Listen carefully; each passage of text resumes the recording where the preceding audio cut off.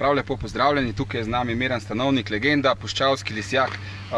Imamo eno veliko novico. Miran, a je res, da si že vozil ta novega 450 kubičnega KTM-a za Dakar, prototip, tretji človek na svetu, ki ga je poizkusil? Je to res?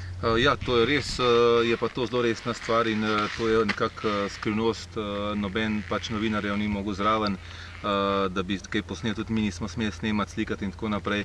Potem smo se nekako preko naših dobrih vez v KTM-u in v Avstriji dogovorili, da lahko motor pripeljemo v Slovenijo, tako da v bistvu ga boste danes lahko prvič videli. Kaj pa to glede KERS-a, se pravi to, da ko zaviraš, ustvari električno energijo, a je to zaradi manjše porabe? Je to res? Ne, to je v bistvu zaradi varčevanja energije, ker bomo zdaj kombinirali, bo tako en hibrid z elektriko pa z benzinom, tako da v bistvu bomo pa lahko kombinirali tudi z mazutom.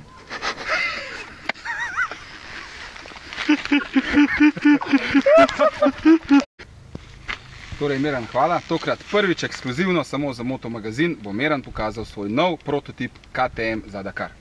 Hvala lepa, ja, grem tam bolj počas, delajte, ker zdaj preden se ta mazut segreje, tudi nekaj časa traja.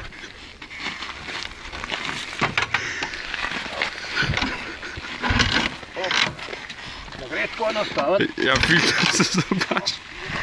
A gre na porivanje? Ne vem še. Malo bojo še dodelala, ne?